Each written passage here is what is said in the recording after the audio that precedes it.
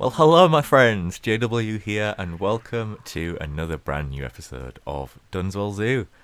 It's been a long while since the last episode. So I've been ill. I was ill for just over a week.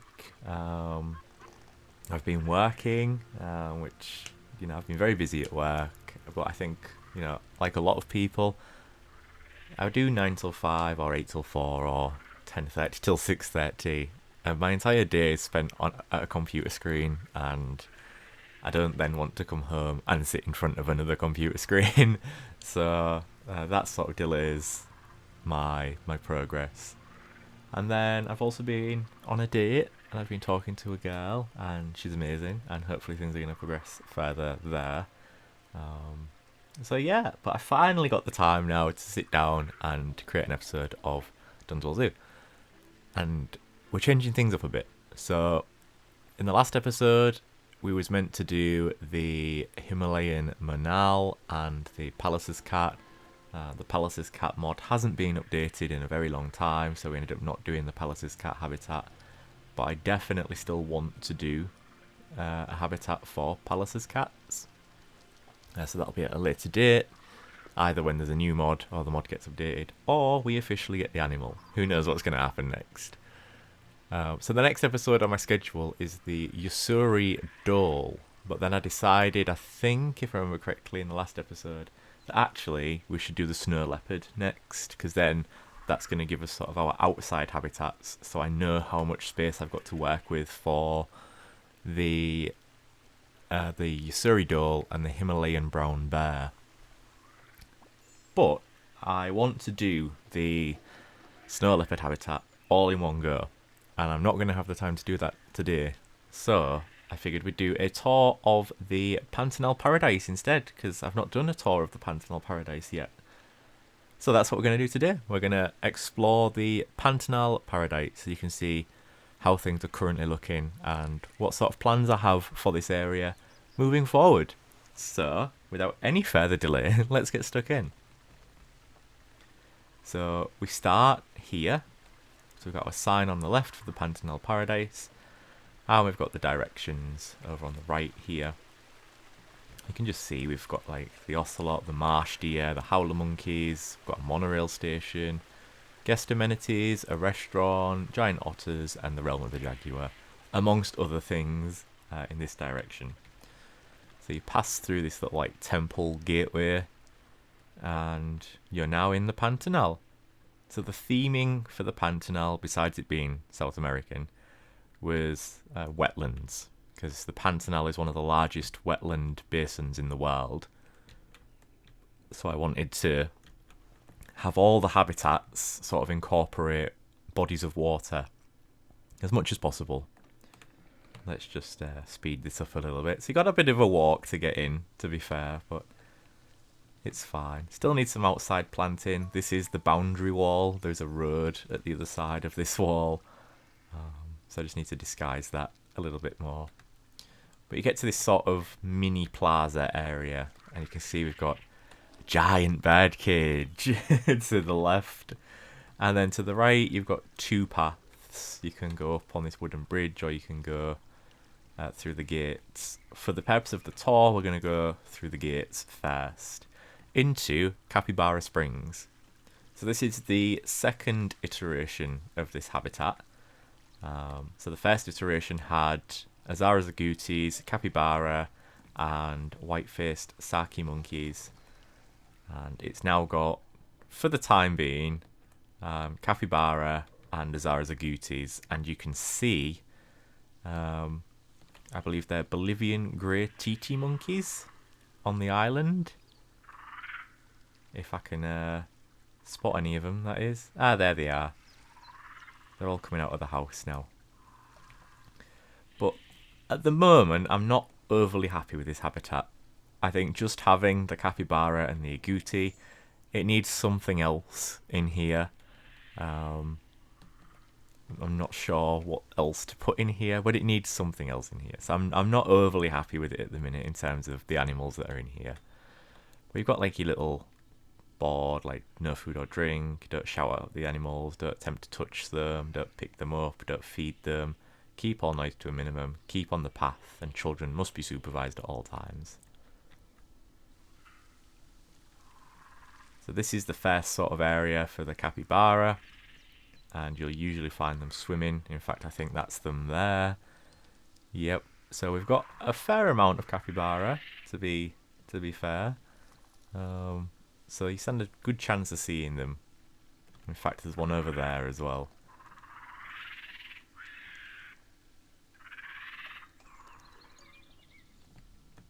So we'll just follow this path. We'll pass the keeper.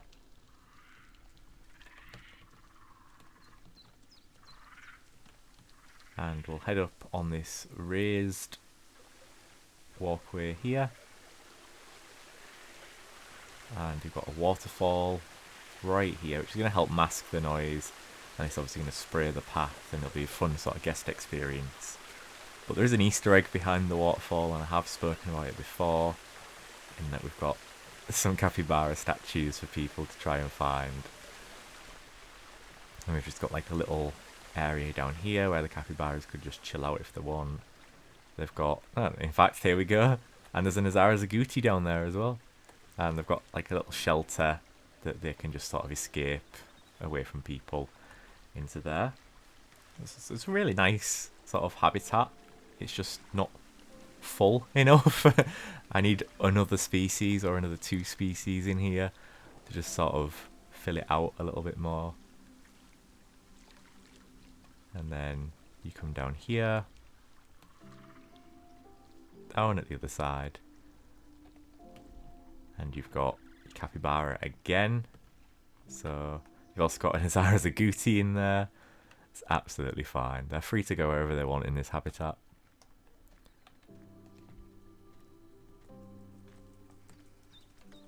And there was some capybara over here as well. I think they've disappeared. Yeah, is that a capybara or an agouti? That one's an agouti. The capybara have gone in the shelter. And then you walk into the area where they're both sort of signposted. It says red rumped agouti. It isn't. It's the Azara Zaguti. It's just the mod needs updating.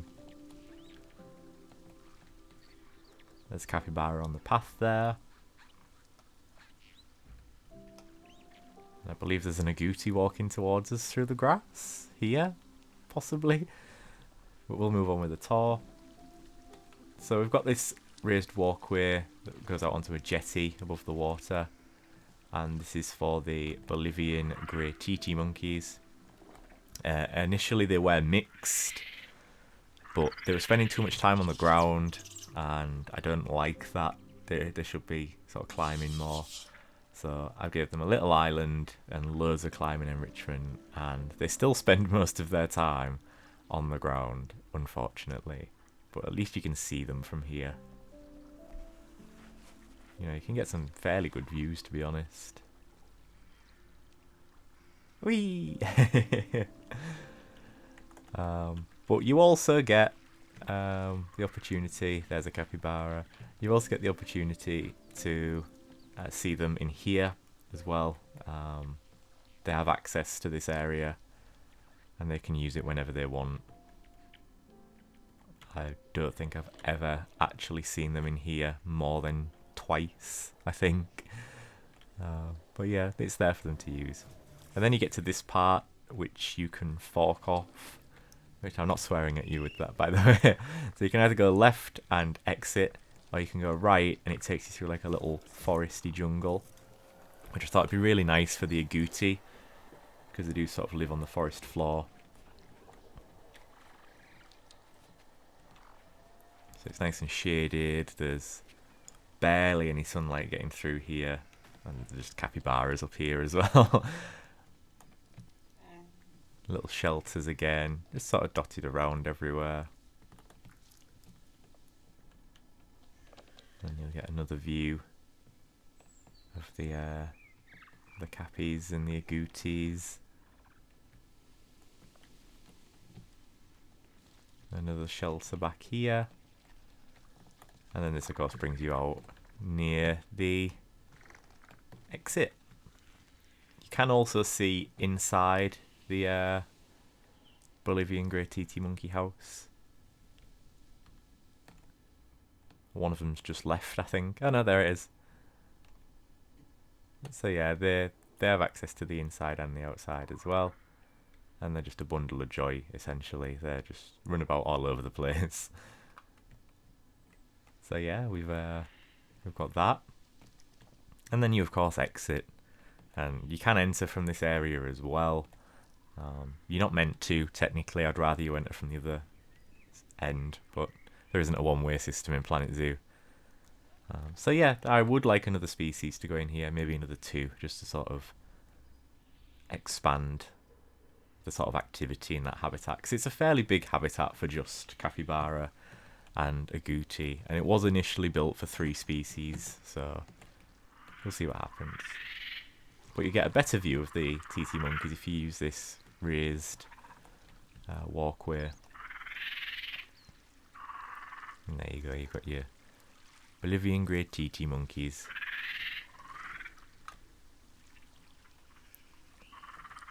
And then at the other side here, this body of water is actually connected.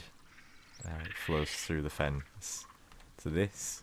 And obviously with it being wetlands, just sort of stressing the importance of the health of the water and keeping wetland habitats intact. But we've got plenty of education and sort of enrichment going on. And there we are. So we won't stick around here too long. We'll get the tour shifting on a bit.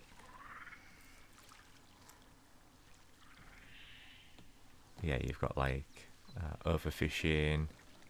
And then we've also got this education for amphibian extinction. But now we can go into the giant bird cage. So you can see from the outside if you want to, if you're not comfortable going in, or if for any reason the aviary is closed off. But we've got the roseate spoonbill. It threw me off because that says that. It threw me off. We've got the James's flamingo, the Chilean flamingo, and the Andean flamingo. This also used to have southern screamers and scarlet ibis, but I removed the scarlet ibis, and the southern screamers have their own little habitat just round the back. Got these flamingo statues here, and you follow this path down, and you enter. So the same sort of rules apply. So no food and drink, don't drop things into the water, don't call out to the animals, don't shout or scream, don't block the walkway when attending the educational talk. There's a talk at 10 and a talk at 3. And the animals in this aviary are easily stressed and spooked. To maintain optimal animal welfare as well as guest experience, we politely request that you remain as quiet as possible when inside the aviary. Any guest found to be making excessive noise or ignoring the rules will be asked to leave the zoo. Fair enough. So you go through the airlock and you're out onto a walkway. And usually from here you can actually get a pretty good view. You don't need to venture very far into the habitat. So already we've got our, I think these would be Chilean flamingos. Let's have a look. Andean flamingos. Oops. Oops. Oops. Everything's gone wrong. Yeah, there's these like bubblers keeping the air keeping the water moving rather, to stop it from going stagnant. And then we've got this little area here for the educational talk. So we've got seats which are offered on a first come first serve basis. People can stand if they want to, but just not block the walkway essentially. And yeah, we can have a look at them. You can get fairly close to them. Got more education. This back bit's sort of heavily planted and fenced off for a very good reason, because there's some very noisy neighbours at the other side. I don't know if you'll be able to catch a glimpse of them from here, actually. Oh, yep, just there. We'll get round to those later on. But yeah, you've got 3 species of flamingo and the roseate spoonbill. And although one of the 3 species of flamingo isn't found in the Pantanal, the other 2 can be found sort of on the edges of the Pantanal. And they are, let's see if I remember the word for it now, sympatriated?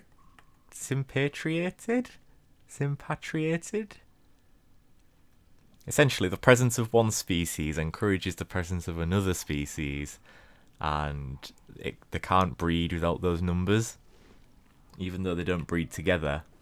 So, like for example, the Andean flamingo and the James's flamingo, although they don't breed together, the James's flamingo needs to be around Andean flamingos and other species like that, so that they breed. It's a really strange process, but it's thoroughly interesting. And again, this body of water is connected to that external body of water, which is connected to the capybara habitat. And we just got these sort of waterfall things in here just to keep the water moving, stop it from going stagnant, and keep it nice and healthy. So it's got varying depths. So like here you can see the bottom, whereas in other areas you can't. That's just to sort of allow the different species of birds to exhibit their natural behaviours, essentially. But they're all down here at the moment because they've just been fed. They've got the foraging pool, so we can get a nice good look at the 3 species there. You see there's some size differences as well going on between the different species, which is also a good way to tell them apart. But yeah, I really like this habitat, and you know, maybe with the exception of the roof, because it is a flat roof and there's no sort of supports, I'm fairly happy with this habitat. But we can always come back in and put some supports in, I suppose. It's not the end of the world, is it? So we'll continue now that we've seen our flamingos. But yeah, you can see them from outside if you are scared of birds, or you just don't want to go in, or if for any reason it's shut off, you still get the opportunity to see them. And you would do that from this point, sort of here, which is very convenient because they're just starting to disperse themselves now, so they'll start spreading around the habitat, which is really good. So we will very quickly move on to our next habitat, which is actually quite a way away. So you get these 2 big walk-through habitats, and then you've got a bit of a walk around here to get to your next one. But it's fine, you know, it's part of the zoo experience. We've got some education here, and we've got some benches just for people to take a breather and just check where they are, essentially. So we also have, you know, this is the same sign from before, but that's what we have in this direction. So we now have our southern screamers. There's just a nice little habitat sort of tucked in the back of the flamingo aviary. And initially it was all mesh, but I decided to change it out for glass because you get a better view. Because the birds are so small, you get a better view of the southern screamers from sort of these windows. Not so much these because they're exposed to the sun, but these ones definitely, you get a nicer view. And then we get to our major junction. So you can go right to Adventure Andes, you can go left and continue with the Pantanal, or you can go sort of straight on and still continue with the Pantanal, but you do skip some habitats. We're going to go left. So we're going to go around the back of the flamingo aviary here. And we've got our Inca Eats, which is a little restaurant. We've got the giant otter statues out front with a little fountain. Really like how this has turned out. And then opposite that we have a little wildflower meadow and an insect hive, or an insect hotel rather. Just to sort of encourage native wildlife, things like that, just to beautify the area. And then we've got a little food court, just sort of tucked away back here. And guests can sit in there. But we're going to go left here instead. And we're going to go have a look at our black howler monkeys. So initially it was Venezuelan red howler monkeys. And we've now changed it to black howler monkeys, because it's slightly more region appropriate. And there we go, we can see the black howlers. So we've got the females are the sort of creamy yellow coloured ones, the males are black, and we've got a juvenile there who's that sort of beige colour. And we'll see a female, yeah, Blanca, lovely little Blanca. And they've got lots of sort of climbing opportunities and things like that. But you actually get this little outposty bit here. It might need a little bit of adjustment. I do think in real life the howler monkeys would maybe be able to jump that. But we shall see. But yeah, I think we've got about 6 in total. So you stand a fairly good chance of seeing them. I mean, they're starting to run this way anyway, so... Here we go. Whee. Whee. So yeah, those are the black howlers.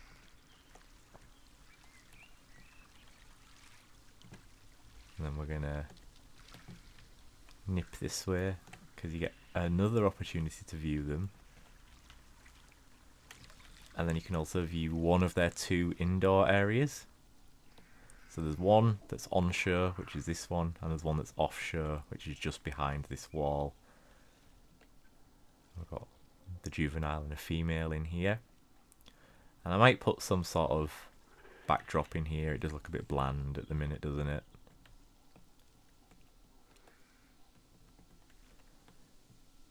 And then we've hit sort of straight on our next animal, which is the marsh deer. Now these guys are really cool. They're like really lanky sort of deers. And we've got an established herd here. And a couple of youngsters, but they're not juveniles anymore. But they're very good breeders. So we have stopped the breeding of this species just for the time being. Just to give them a sort of break. And with this habitat, I need to go in and get rid of the NDP fur rock pieces, because the textures on them keep going like blank and smooth, like you can see, and it just ruins the aesthetic. So we're just going to stick to the in-game fur rocks. Obviously I'm going to need some time to replace these, so that's why it's not been done yet. We have our marsh deers there. And then, just to show you where we are, this was that path we could have taken earlier on, which leads us behind the restaurant.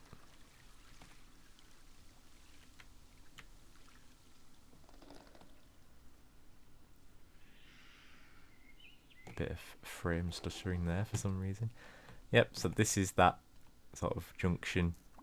So it would have led us behind the restaurant, and then there's just some staff buildings sort of tucked away back here. This is essentially just a shortcut for people. There's a little pond as well. It's just a shortcut for people if they're wanting to get to the monorail, so they don't have to walk through all the stuff we've walked through. So next up we have the ocelot. So we've got a male and a female, one in each habitat. they haven't been mixed yet. They're not a breeding pair. They are least concern. So we keep them separate for the time being. But they were both former pets what have been rescued, and we've housed them here. But good luck seeing them. They spend most of their time inside.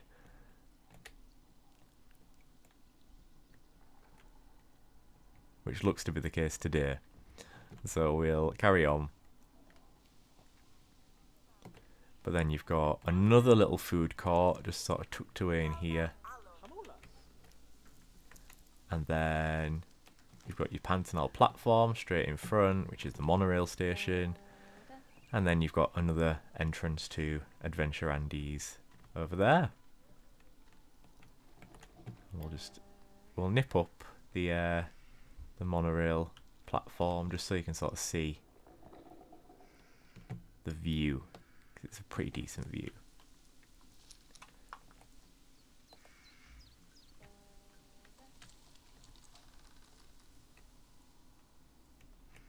So we'll head up. So purposely you can't see into Adventure Andy's from here, which is great. But you can sort of see how far the Pantanal sort of extends. So these trees here, part of the Pantanal. This glass roof, Pantanal. So we've still got a fair bit to explore. But yeah, we enter the monorail platform. And you get a nice view of the Pantanal area, but particularly this lake, should we call it? It's bigger than a pond, isn't it, I suppose? The idea is that if we get another species what fits the Pantanal later down the line, then this can be taken out and we can put it in this area. But for now, it's just a nice sort of noise diffuser, because it's going to be a busy area.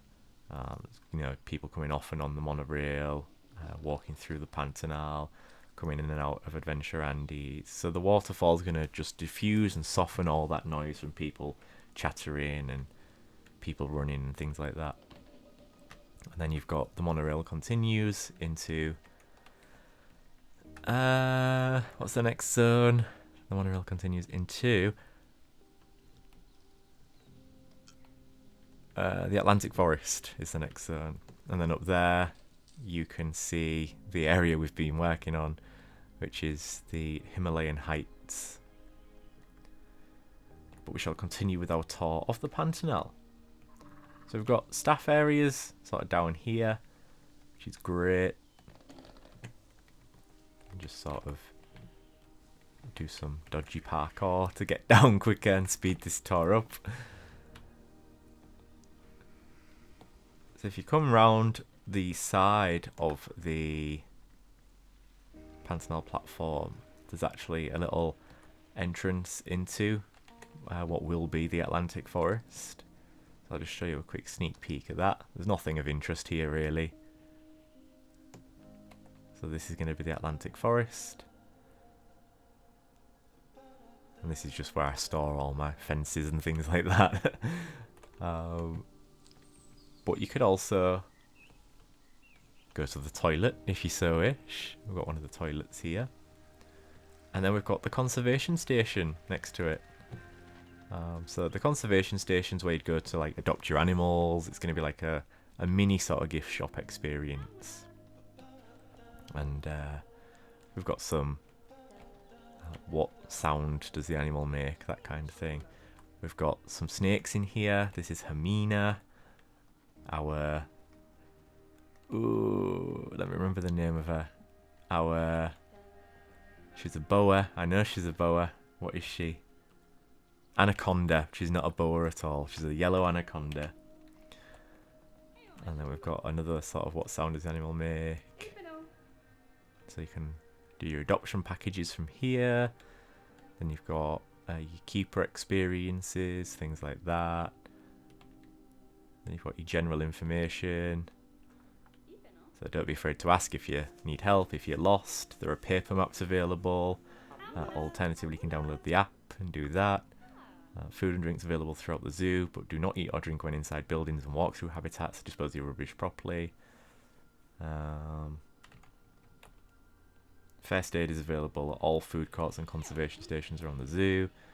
And then you've got your monorail times. And so the first monorail is 9:30 and the last monorail is 5:20. And then the weather conditions can affect these timings. And I've not done anything on this one yet because we haven't set up a tour yet. There's going to be some tours going on in this area. But we shall proceed with our own tour. So next is reptiles at risk. It's not actually part of the Pantanal area, so I'm not going to show you that. But it's got reptiles from South America in it that are at risk, essentially. So the Orinoco crocodile, the Galapagos tortoise, the red-footed tortoise, the yellow-footed tortoise, the golden poison frog, the lemons poison dart frog, the lesser Antillean iguana, and there'll be some other frogs moving in when we update to the next version of Axie once the other mods catch up with that. Then on the side here, you've got habitats at either side. So you've got your pampas deer, which you can see are right here, in this lovely sort of pampas grassland, but wetland as well. Despite their name, they are readily found in the Pantanal, so I included them here. And I think they are a endangered or near threatened species, so they have some conservation value. Then we have the other ocelot, our males in this one, our other ocelot habitat, and I've seen him. He's just here, just back there. He's having a little wander around, walking off that afternoon nap what he's no doubt had. And then we've got the back of the marsh deer habitat here.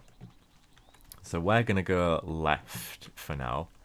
We're going to go round the back of the giant otters, down this snug little path, and it's going to bring us out here.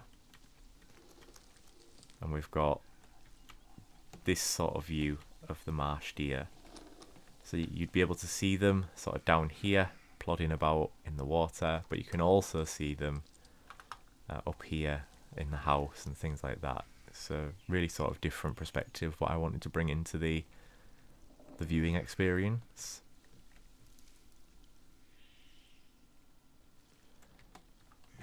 And then back here we have our giant otters.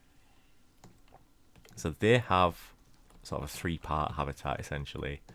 They've got a massive outdoor lake. Then behind this fence they've got like a little yard to themselves. But then there's also an indoor area that's on show as well. So we'll see if we can spot any of them. Yep, there they are. So we've got one here, one there on the land. So there's two. And there should be a third one somewhere. So we've got three at the minute. We've got mum, dad, and their first daughter. Giant otters do live in family units. And the mum is indeed pregnant again. So hopefully we'll have a or some little brothers and sisters for the existing daughter. Got this little glass panel here where people can get a better view.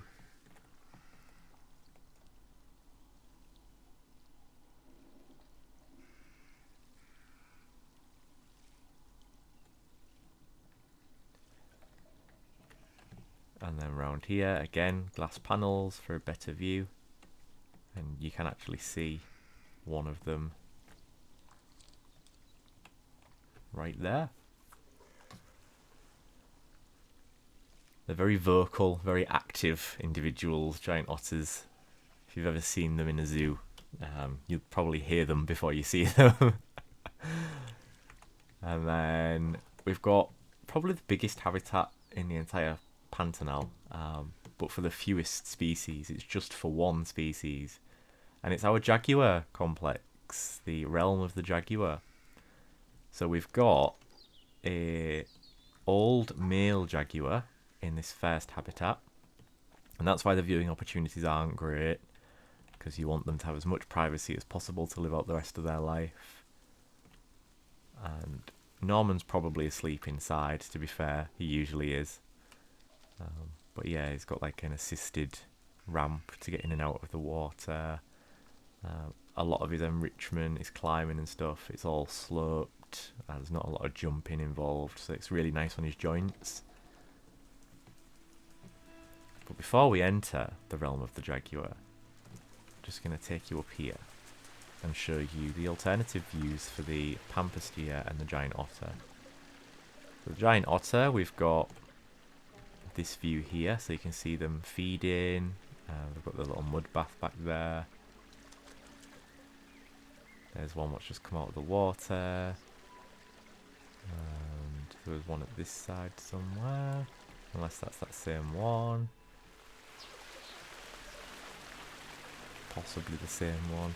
They can swim under this. This is an arch, and that's just a log placed across the top. They can swim under this, so it's not two separate little lakes. And then the pampas deer, there's got this little sort of shaded area back here, and there's one of them.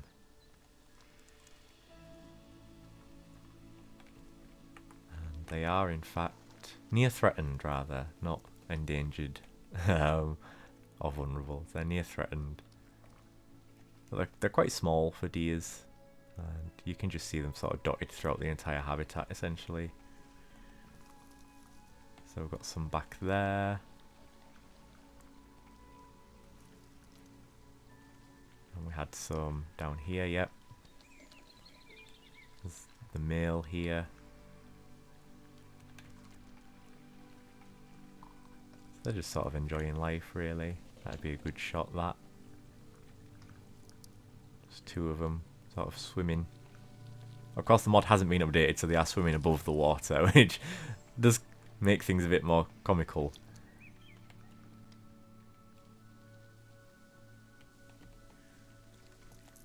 And then you get another view of the giant otters, because why not?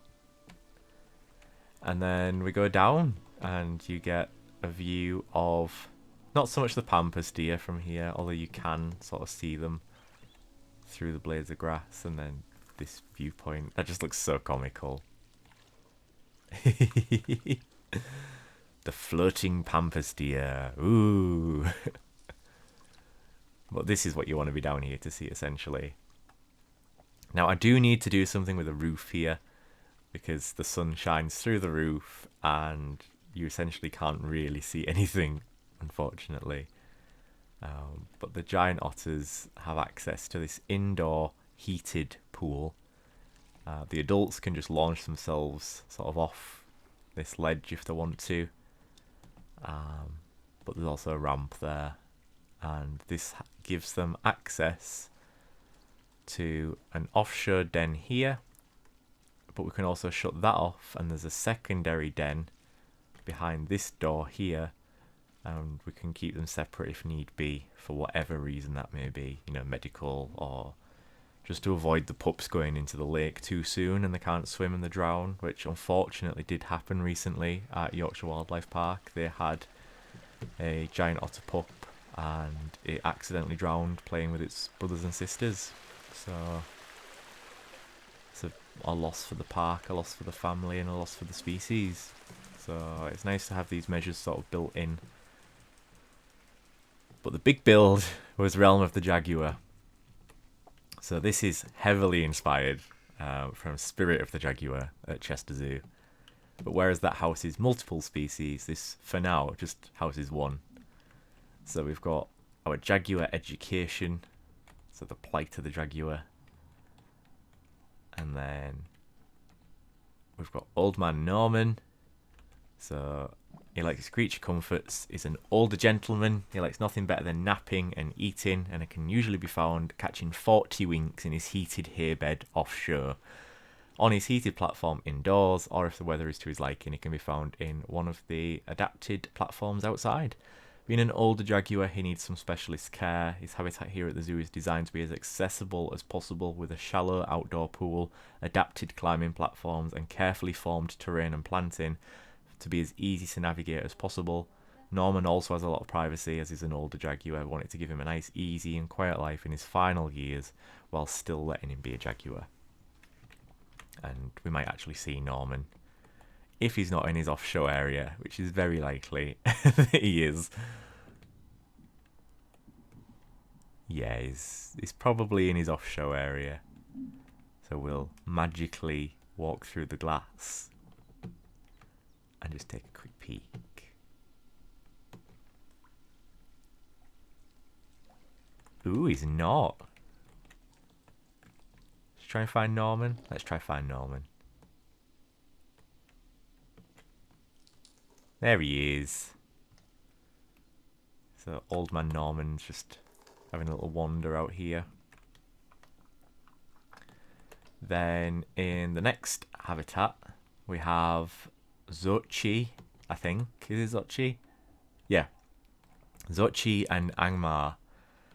So Princess Xochi, princess by name, princess by nature. Xochi has lived with her partner Angmar since she was 3.5 years old. The pair are unusually close for a typically solitary species. Xochi was dubbed princess by her previous keepers, and after only a few days here at the zoo, we saw why. Xochi eats before Angmar. Wherever she goes, Angmar follows, and she will only do what she wants to do when she wants to do it. You can tell Xochi and Angmar apart by their size and facial structure. Xochi is slightly smaller and more slender than Angmar, especially in the face. And you can hopefully see that from the two photos there. Angmar and Xochi have had several cubs over the years, and they've now been retired from the breeding program. Princess Xochi will live out the rest of her life here at Dunswell Zoo alongside her partner Angmar, where they have large indoor and outdoor areas to explore. And they came from Kryzen Zoo. Angmar, previously called Ang as a nickname. Angmar and his partner Xochi are inseparable. They eat together, the Xochi eats first, sleep together, explore together, and if you're lucky, you can actually see them grooming each other. Despite them being inseparable, Angmar does love his alone time with his favourite enrichment, a scented cardboard box. Angmar has lived with Xochi since he was 4, and the duo have produced several cubs over the years. Both he and Xochi have now been retired from the breeding program, and this majestic gentleman gets to live out the rest of his years in a lush, naturalistic habitat with his lifelong partner, Xochi.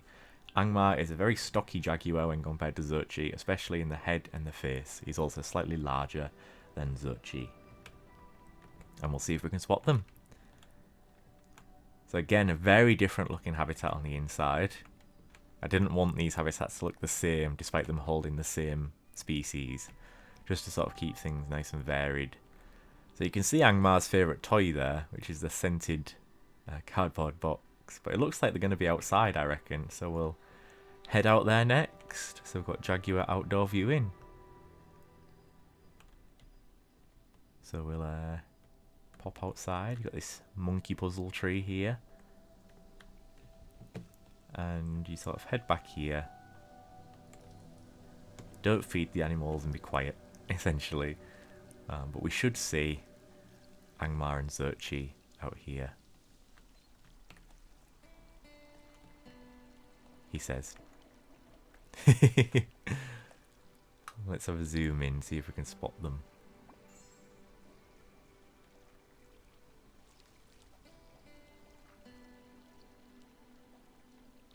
I can't spot them at the minute.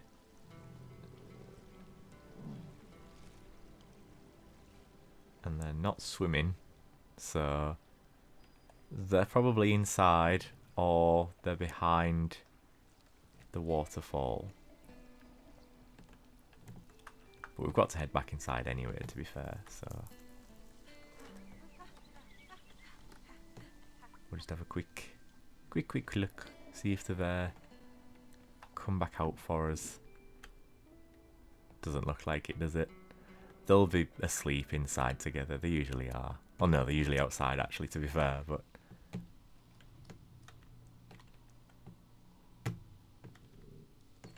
yep. Here they are. So we've got one of them taking a poo, which is always a pleasure to see. And the other one's asleep here. But now we get onto something very interesting, which is our breeding jaguars, which will be Caesar and Andromeda. So we might only see Caesar in here, and that's because Andromeda has had a cub. She is currently offshore with that cub at the moment. We've got Andromeda and Caesar. So Andromeda is a quintessential jaguar through and through. She is fierce, a deadly hunter, and bold. Often following keepers as they walk around the habitat, she enjoys her enrichment and can often be found surveying her kingdom from the climbing frame in her outdoor habitat. Andromeda is currently paired with Caesar as part of the breeding program to ensure there is a genetically viable captive population. Excuse me, I seem to be losing my voice. So that they're ready to release back into the wild when the time comes. In the meantime, Andromeda is an excellent ambassador for her species and the depleting natural habitat by helping to raise awareness for the plight that they face. Hopefully, Andromeda and Caesar will have cubs of their own soon. They already have, just one cub at the minute. And continue the legacy of the jaguar at Dunswell Zoo. And then Caesar is unmistakable when compared to our other jaguars, as he is melanistic, so he's black. Despite his fearsome appearance and name, Caesar is a big softie, though we wouldn't recommend giving him a tummy rub, often watching, sniffing and playing with things when he isn't napping or swimming. Caesar is currently paired with Andromeda as part of the breeding program to ensure there is a genetically viable, all the same stuff that I've just read out essentially. But we should only be seeing Caesar in this habitat, so there's this nice big indoor habitat.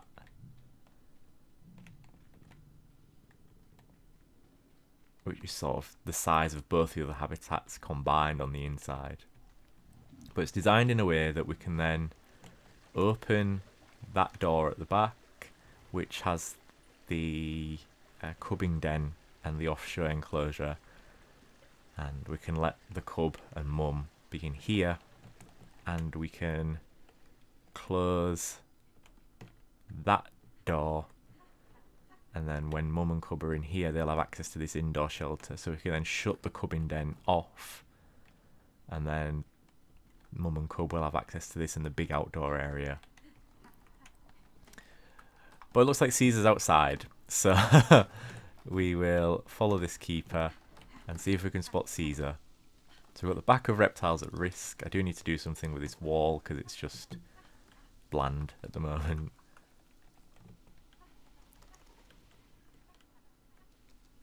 We'll see if we can spot Caesar. So you've got multiple viewing opportunities to try and spot them. And you might spot them if you're lucky, to be fair. So he's not here at the minute. He's not in his little leaf litter bed down there. So we'll head on to the next viewing opportunity, which is just to the left before you enter the Atlantic Forest, which is going to be what I showed you earlier. But you've also got the penguins of Patagonia on the left.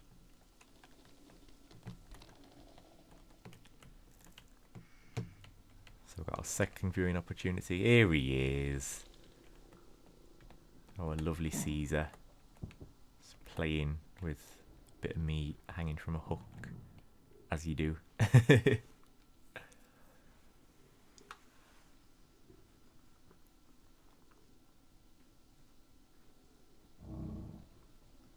Yeah, he's a big softie. Just don't touch his belly because he will rip your hand off because he's a jaguar. So there's Caesar. And we'll take a look at their underwater viewing and education area while we're here. So you would come through the door, down the path, and then you've got this underwater sort of sunken temple sort of vibe going on. And you can see the jaguars swimming in here. And there's underwater feeders that release fish for the jaguars to sort of give them a reason to come down here, essentially. And then you've got the seating arrangements.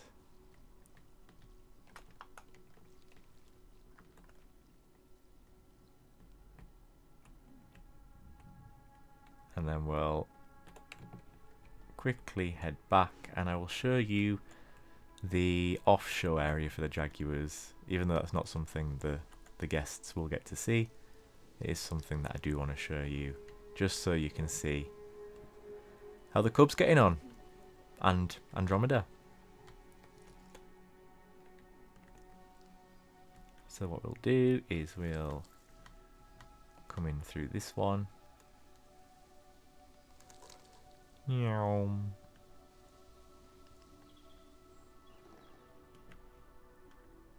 We'll go out through this one. And then we need to go through the staff area.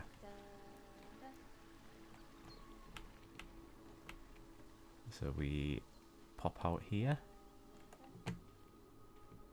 And then we pop out here, if I'm correct. Yeah. And then round here.